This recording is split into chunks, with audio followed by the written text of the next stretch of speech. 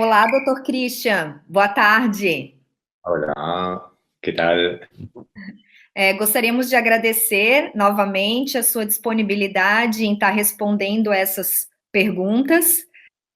A sua primeira entrevista foi um sucesso aqui no Brasil. Tivemos que selecionar algumas perguntas, porque houveram muitas, né? Então, eu acredito que vão ter outras oportunidades do senhor estar respondendo essas perguntas. Ok, vamos. Então vamos lá. A primeira pergunta que nos fizeram foi sobre as agenesias. O que a psiconeurodontologia pode falar sobre as agenesias de uma maneira geral? Por las agenesías, la información más importante es una información transgeneracional. Para tener una agenesia en la boca de un diente o de dos dientes o de más, siempre yo busco una información transgeneracional con un vínculo y un vínculo con una emoción que vive la madre embarazada, porque necesitamos los dos.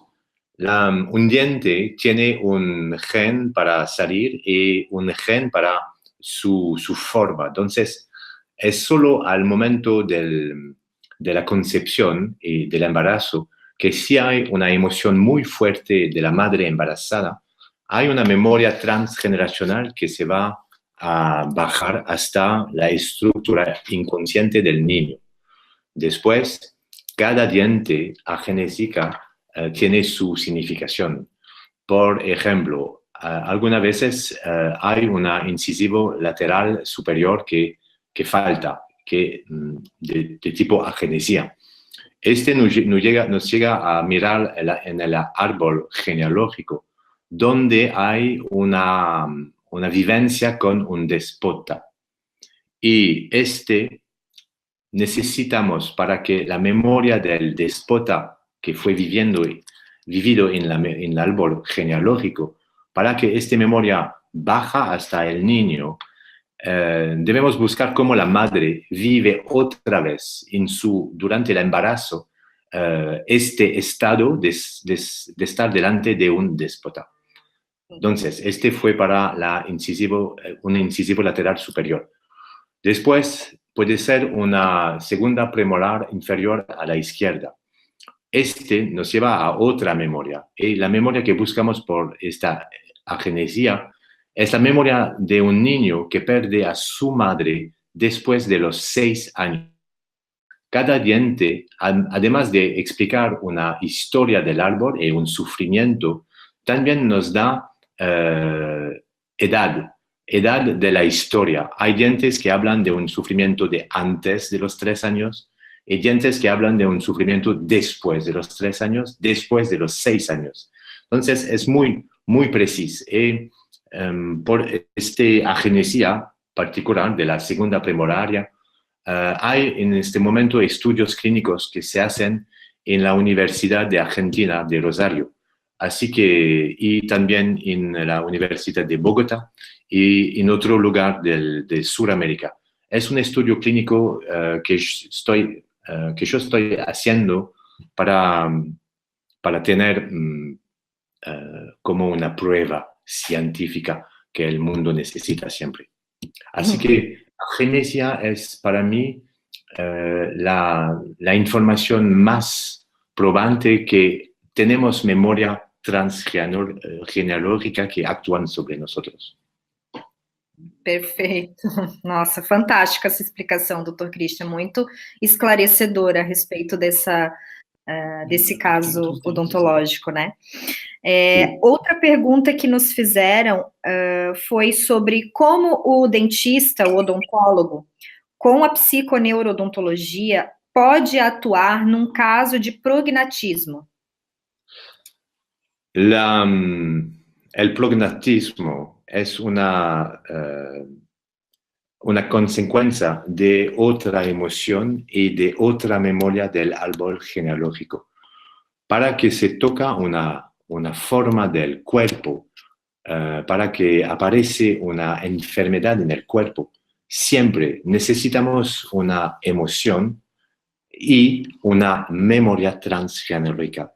Necesitamos los dos. Y por el prognatismo, vamos a buscar en el árbol genealógico un conflicto de herencia profesional entre un padre y su hijo. Herencia profesional es para decir que si hay un padre que produce vino, por ejemplo, este hombre espera que su hijo va a seguir haciendo el mismo trabajo en su empresa. Si en el árbol genealógico hay un corte entre un padre y su profesión y el hijo heredero del clan, si este hijo no quiere hacer esta profesión, hay un sufrimiento. Y después aparece en la familia, aparece el prognatismo. Porque el prognatismo es como permitir al inconsciente psicológico de poder actuar en su vida, de poder ir hasta su futuro sin obedecer a su familia, sin obedecer a su clan. Es actuar fuera de mi padre para ir a mi futuro. Este es el prognatismo. Prognatismo. Perfeito. A doutora Juliana também perguntou sobre se o senhor usa terapia neural na prática clínica, na psiconeurodontologia, como é que é a terapia neural? Yo fui en congresos mundial de neurofocal y de neuralterapia en Quito, en Bogotá, en Cartagena. Entonces, a mí me re gusta la neurofocal, la neuralterapia. Yo la usé antes en mi profesión porque fue la primera manera de ayudar a mis pacientes que yo fui a buscar fuera de la universidad. Tenía a este momento 26 años, así que para mí es una historia de mi vida la neurofocal. Lo que la PNO me da, además que la neurofocal, es siempre, y cual que sea la técnica terapéutica que usamos, es la capacidad que tenemos con la PNO de dar palabras, de explicar con el verbo a alguien su historia, a poner palabras sobre sufrimiento inconsciente. Entonces, para mí, la neurofocal actúa de manera perfecta sobre el cuerpo, pero si se faltan las palabras para explicar al paciente su vivencia, su historia, van a ser a un momento una recaída, se dice así, una recaída. Al menos no importa, porque tenemos otra aguja, tenemos otra procaína y hacemos otra vez neurofocal, pero no, porque yo pienso que como por la homeopatía actúa de manera mágica, magistral para mí. Es algo muy, muy fuerte. Pero Hahnemann, el padre de la homeopatía, toma conciencia que un remedio homeopático va a actuar, el paciente se va a sanar, pero un año después, recaída. Y el mismo remedio, que siempre es el perfecto, no va a actuar más. Es como si había una resistencia del cuerpo al remedio. Y yo, actuando con la psiconeurodontología, además que la homeopatía, tenemos este conjunto de actuar en el cuerpo con una técnica terapéutica y palabras que actúan en el espíritu. A este momento llegamos a un conjunto de los dos niveles del ser humano que nos da la capacidad y la oportunidad de salir del camino de la enfermedad. Perfeito. E, doutor Christian, como é que, até onde a acupuntura lhe ajudou no entendimento da relação da psique e das doenças bucais? La acupuntura para mí también fueron estudios que yo hice hace muchísimo tiempo al inicio de mi carrera. Entonces, la acupuntura hoy, como yo la puedo ver, la acupuntura nos permite una reequilibración de la energía del cuerpo y los meridianos que están fuera en la piel también existen en la boca. Este es muy, muy particular porque cada diente que tenemos toca un meridiano de acupuntura que está dentro de la boca, en la fasa interna de la mejilla y de los labios. Y cada diente es una pieza eléctrica. Este es muy particular. Un diente fabrica electricidad de manera natural. Entonces, es como si el diente humano fue la primera aguja de acupuntura de la historia de la humanidad. Porque produciendo electricidad, esta electricidad informa el circuito de la acupuntura. Y a este momento yo podía entender que hay algo de mí que debe hacer un equilibrio entre mi mundo interior y el mundo exterior. Entonces, la acupuntura clásica nos permite quedarnos en equilibrio entre yo y el mundo exterior, pero hay también un mundo interior. Y la PNO nos da explicación sobre cada diente y cada meridiano de acupuntura y el mundo interior. Y este mundo interior toma fuente en la psicología humana, no en el mundo exterior. E também a gente pode colocar a osteopatia, né, doutor Christian? O toque osteopático nos dentes ou no osso, ele pode gerar as melhoras permanentes ou somente melhoras momentâneas? Yo hago cursos sobre osteopatía y PNO. Entonces, yo llamo la psiconeurosteopatía. Juego de palabras. La osteopatía nos da solución. Yo no sé si hay un tratamiento de osteopatía que puede ser permanente. Primera razón.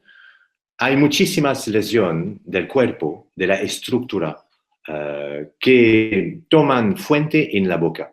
Una maloclusión, por ejemplo, tiene la capacidad de dar una información a la postura, a la posturología, a la manera que mi cuerpo, tiene de estar vertical. Entonces, me voy a ver el osteopata, que hace su trabajo de manera perfecta, mi cuerpo está perfecto, me voy fuera. La primera cosa que me voy a hacer es cerrar la boca y tragar la saliva. A este momento, todo el circuito reinforma a mi cuerpo con el desequilibrio de la oclusión. Entonces, es muy técnico, es algo casi mecánico, pero esta fue la primera toma de conciencia que yo tuve, la osteopatía es perfecta, pero si el paciente tiene un desequilibrio mecánico en su boca, el osteopata va a ver su paciente cada 3 meses o cada 6 meses. Después, como a cada vez, si hay, después de los 12 años, porque este es universal por el ser humano, después de los 12 años, cada cosa que aparece en mi cuerpo es la consecuencia de un desequilibrio de la psique, que no es la materia que actúa sobre mi materia, pero siempre hay algo en mi inconsciente psicológico que da sentido a la vida, que da sentido a cosas de la vida, y este sentido va a actuar en mi cuerpo. Entonces, otra vez, osteopatía perfecta, pero poner palabras sobre un sufrimiento, poner en palabras un inconsciente, abre el paciente a lo que está actuando dentro de sí mismo. Entonces, es importante para mí añadir esta parte que hace de nosotros algo más que un animal, que se llama el verbo. Hablar somos los únicos que tenemos esta capacidad de hablar de la vida. Mira, yo te puedo contar algo de mi experiencia de vida sin que vos la vivida. Así que es transmitir una experiencia. Solo se puede con esta palabra. El animal que tiene una experiencia nueva por su especie va a transmitir la memoria después del acto sexual. Necesita reproducir la especie para transmitir la memoria. Nosotros no. Nosotros, con el cuerpo que tenemos, con la memoria de mis ancestros, podemos añadir memorias gracias al verbo. Entonces, es tan importante para mí poner palabras sobre el sufrimiento del ser humano. Porque este sufrimiento no es porque yo no lo siento que no existe. Tenemos esta capacidad de reprimir el sufrimiento. Y reprimir el sufrimiento no lo hace desaparecer, les da más fuerza, porque va a actuar sin que yo lo pueda ver. Entendi. Fantástico, doutor Christian. Nossa, a gente fica... Cada vez que eu ouço as suas palavras, assim, eu me encanto cada vez mais com todo o contexto, né? Com todo esse estudo, com todas essas informações, esse conhecimento que é tão importante para a gente, né? Doutor Christian, um paciente que já usou aparelho, que teve a posição das raízes modificadas, ou um paciente que tem implantes, por exemplo, ainda é possível fazer a decodificação dental desses pacientes? Sí, siempre. Por el primer caso de la memoria de ortodoncia, yo necesito siempre, si se puede, yo necesito una radiografía de la boca antes del tratamiento. Después, un tratamiento de ortodoncia no va a modificar la forma de la raíz, solo la posición, pero la forma de la raíz nunca cambia. Entonces, siempre me voy a tener la información que lleva la forma de la raíz, porque este es una información transgeneracional. Después se puede cambiar la posición de un diente en la boca y una raíz que fue así puede ponerse así. Este va a cambiar cosas en la percepción inconsciente de sí mismo, porque la ortodoncia actúa sobre el catálogo de memoria que usa el cerebro para poner su identidad. Entonces, cambiar un diente de posición, cambiar un diente de lugar en la boca, actúa sobre el inconsciente psicológico que busca saber quién es. Y es muy raro, pero el cerebro, manejando las informaciones de la identidad, usa los dientes como catálogo de memoria. Es como si, antes de decir quién soy, me voy a buscar dentro de mí, sí, me acuerdo. Y todo actúa sobre el comportamiento. Después, con un implante, el más importante para mí es no descodificar un implante, pero descodificar la historia de vida que llega a la pérdida del diente. Después, debemos poner un implante para reemplazar el órgano dental. Este es, para mí, perfecto. Poner un implante para dar a alguien otra vez un diente en su boca es mágico. Lo que yo hago es explicar a la persona por qué se fue a perder su diente. Este es importante. Y yo trabajé con implantólogos y que tenían conflictos con sus implantes.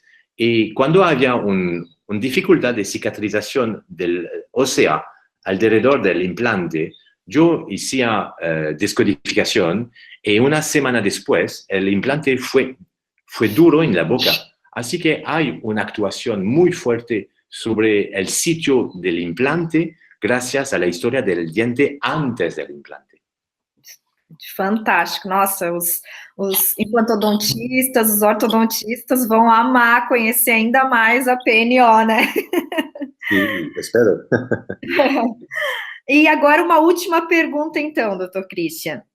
Existe um padrão de sequência no acometimento de dentes e órgãos, na manutenção dos sentimentos? Por exemplo, o medo gera antes um problema, ou evento radiograficamente visível, nos incisivos centrais inferiores, e depois gera algo nos rins, ou antes, ou ao mesmo tempo. Existe uma sequência, primeiro é nos dentes e depois nos órgãos, ou ao mesmo tempo, ou antes nos órgãos?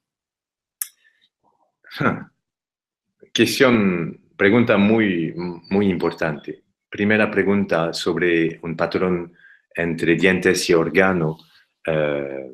Hay estudios estadísticos entre dientes que tienen enfermedad y un sitio del cuerpo que tiene un dolor. Este fue un estudio en Francia de un doctor que se llama Orsatelli, que hice un estudio sobre más de 5.000 casos de dolor del cuerpo y un conflicto en la boca. Entonces tenemos un catálogo estadístico que este diente tiene un vínculo con esta parte del cuerpo, pero solo estadístico, porque al final de su estudio, él tomó conciencia que cada diente puede ser vinculada con cada sitio del cuerpo y cada sitio del cuerpo con cada diente. Entonces, había algo que faltaba.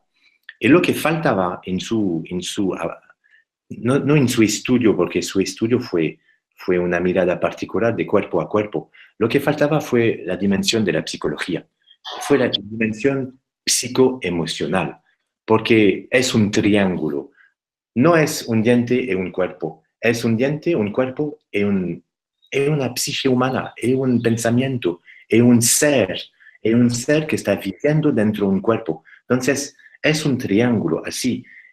Cada diente tiene, gracias a la PNO, la capacidad de hablar de un trocito, de un parte de mi pensamiento, de mi inconsciente.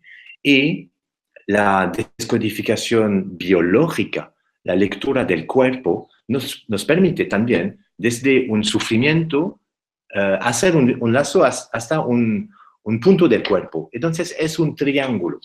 Después, ¿qué hace que delante de un sufrimiento en mi vida, de un conflicto existencial, van a ser mi cuerpo con un órgano o un diente en mi boca que va a reaccionar? No es uno y después el otro, o el primero y después el diente. No, no es así. Hay algo dentro de mí que va a tomar la elección de la, ¿cómo se dice?, de la transferencia del sufrimiento. Más tengo acceso al conceptual, a la ideación de la vida, más pongo mis dientes en peligro. Menos estoy en mi vida consciente del conceptual de mi vida, del conceptual del conflicto que estoy viviendo. No es para decir que no estoy inteligente por nada, pero, por ejemplo, tengo una casa, un jardín, una límite y del otro lado de la límite un vecino. Y este vecino empieza a molestarme con su manera de vivir. Por ejemplo, yo puedo vivir con un animal diciendo, a mi lado hay un animal que me molesta la vida y me voy a buscar en mi cuerpo con mi modo animal cómo puedo hacer. O entonces puedo tener un conflicto de vejiga, una cistitis, puedo tener un conflicto de corazón porque depende de cómo me voy a vivir todo esto. Después, puedo entrar en una conceptualización diciendo, bueno, este no es mi territorio porque es un jardín. El jardín no es mi territorio porque el único territorio de mi espíritu es mi cuerpo. Entonces, cambiar de manera de vivir este. Y el más importante, la relación humana, que es hablar. Ir a ver a mi vecino, hablar con él y buscar en la memoria de mi árbol genealógico y en mi memoria existencial a dónde hay un sufrimiento que necesita que yo hoy tengo un vecino que me molesta la vida. Entonces, esta es la noción conceptual, es salir de la materia pura, salir del mundo terrestre como un animal y entrar en esta dimensión del ser humano que tiene tan capacidad de conceptualizar algo existencial. É ir muito mais além, né, Dr. Christian, é usar realmente as nossas potencialidades e transcender, né? Tudo isso que nos acontece tem uma função, tem um para quê, né? Então, que a gente possa realmente olhar para isso e começar a transcender, né? Deixar o nosso ego e nos elevarmos, né, como seres humanos. Sí, entender que la primera capa del ego es una función que lleva el cuerpo en el mundo. Entonces, es una función de puesta en movimiento del cuerpo. Yo digo siempre, la primera capa del ego es al servicio del cuerpo, no más. Entonces, decir a alguien, estás egoísta, ¿se dice? Egoísta. Es normal, porque es la definición del ego. El ego actúa para sí mismo, el ego actúa para su cuerpo. Estás al servicio de su cuerpo. Y cada primera capa del ego es así. Después podemos subir en otra función del ego. La otra función del ego también se puede llamar el mental superior. Y en el mental superior siempre tengo conciencia de yo, de mí mismo, de mi cuerpo, del mundo, de todo, pero también de mi cielo. Estando consciente de mi cielo, puedo tocar otra dimensión de mí. Y toda la vida cambia, como por un acto mágico. Hay cosas que fueron tan pesadas antes y que a un momento, wow, todo se alivia, todo más simple. Tudo muda. Doutor Christian, muito obrigada, né? Estamos muito ansiosos pela sua presença aqui no Brasil em setembro. Então, eu também. Estamos divulgando bastante, ampliando todo esse conhecimento para que mais e mais pessoas tenham acesso ao PNO, né? Ao método Dr. Christian Veillé. E então, gratidão pelo seu sim, gratidão pela oportunidade que está concedendo aos brasileiros esse conhecimento. E muito obrigado, muito obrigado. Graças. E colocamos, então, aqui para quem está nos assistindo, se quiser nos enviar mais perguntas para uma próxima entrevista, para o Dr. Christian estar, então, respondendo. Por favor, sim, com prazer, sim. Merci. Merci beaucoup.